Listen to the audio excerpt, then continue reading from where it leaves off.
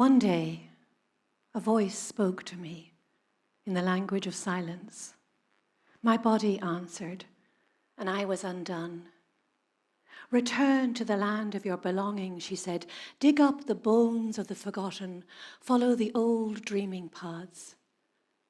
The truth has been trapped in a sarcophagus of soil and silence. But there is a new story, more beautiful than anything you could ever imagine, and the time has come for it to be heard. What is this new story whose time has come? I believe it is the time for the wisdom of the feminine.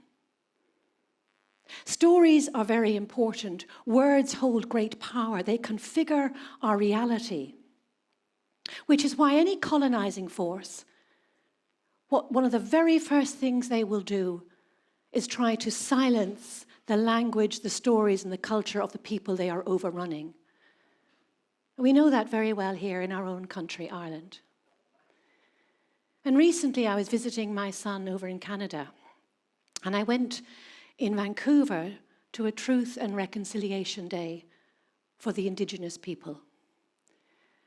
And I listened to the heartbreaking stories of how their children in their thousands were ripped from their arms brutally and sent off to be educated in Western schools, forbidden their language, their stories, their culture.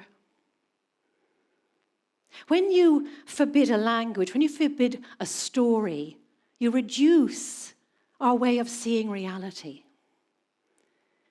And I believe we have been living in a reduced, impoverished reality for centuries. A reality that has silenced and dismissed the wisdom of the feminine. In none of the patriarchal books, the holy books of any of the patriarchal religions, will you find the voice of a woman. In the Old Testament, there's a story, which I'm sure many of you know, of Eve, a woman who caused the entire downfall of the whole of the human race, all on her own, mind you, simply by eating an apple. I rest my case. The apple, of course, is a symbol of the ancient feminine wisdom. But I didn't know any of that when I was a young woman in my early 20s, and I was determined that I was going to succeed in the patriarchal paradigm, though I didn't know what patriarchal or paradigm meant at the time. I could see that the men seemed to have more say in the world, and so I became an architect. A successful enough architect in a man's world. And it wasn't until I was in my 30s, on the night my first child was born, that things began to change.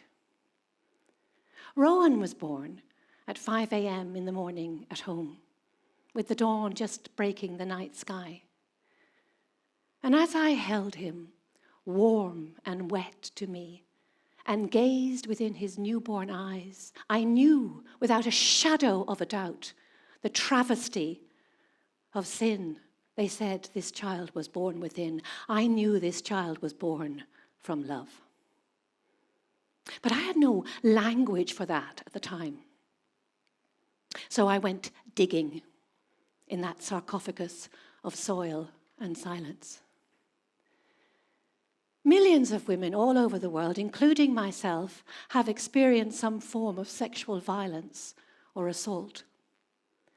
So when I went digging, I came across layers and layers of shame and fear and silencing.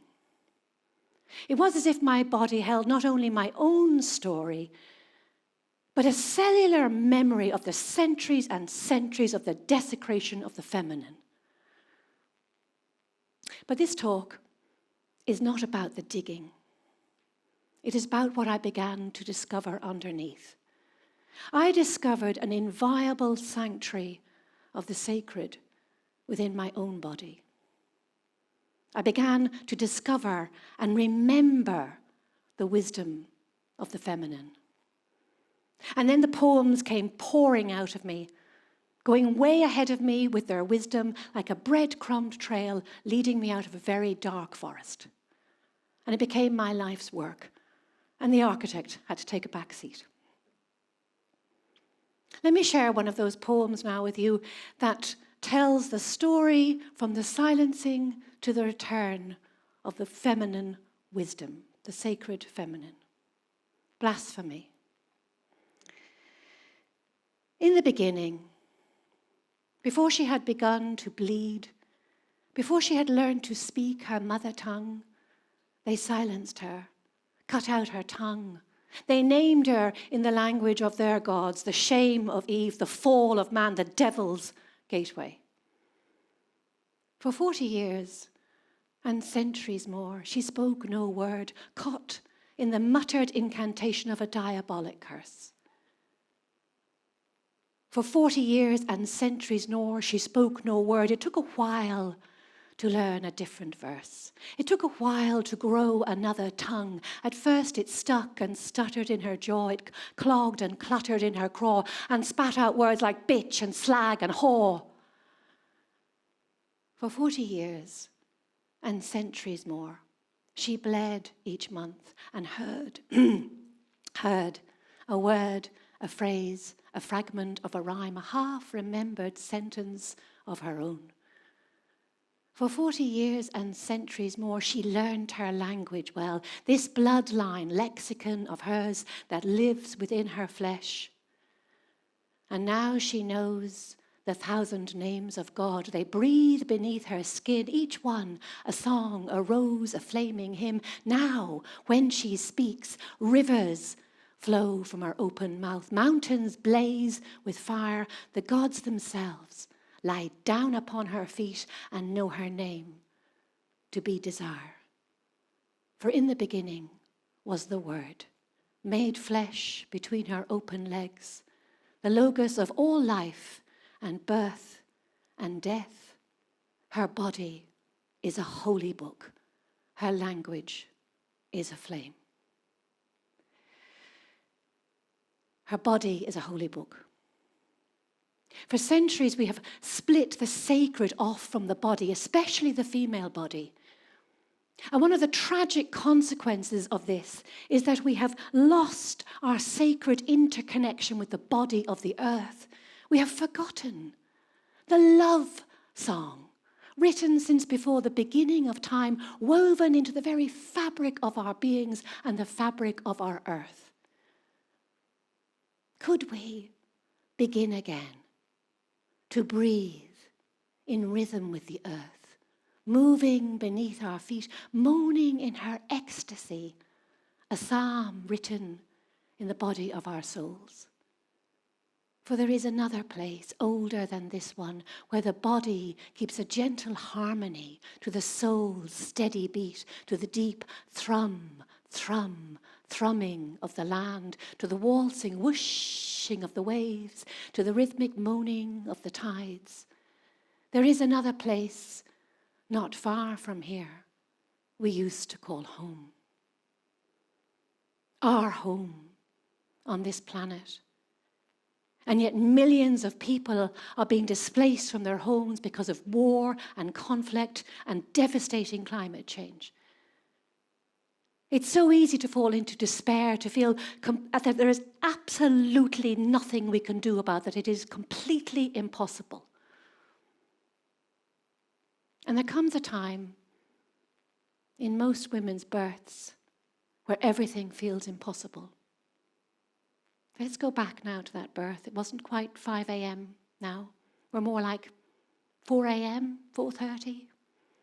And I'd been labouring all throughout the night. I was exhausted and depleted and afraid. I felt like I was going to face my own death. It felt completely impossible. And it was at that very moment that I surrendered. I surrendered to this awesome power coming through my body to birth a child. And I believe we are at that moment right now in humanity, that moment of birth. where we have the possibility of birthing a new story, each of us holding a small fragment of that beautiful story. What is it that is longing to be born through you? What idea or vision for healing in the world is longing to be born through you? However crazy, mad, or impossible it may seem. And can we surrender to the wisdom of the feminine at this time? Can we have the courage and the humility to listen to her voice reaching us through the centuries of our separation, saying, no, I will no longer, no more, no, will I silent weep in the corner of the room where they rape my daughters and send my sons out to war. I am removing the saintly garbs, the pious blue and virgin white, the cloying bands of ugly creeds that cling about my legs and dare to tell me who I am, the mother of their God. For you have raped and you have ravaged, you have plundered and you have pillaged the garden of my soul, and I will no longer, no more, no, will I stand for it. I am rising from the depths of your despair, from the ashes of your forgetting, speaking in tongues of fire, burning every illusion into ash until all that is left is love.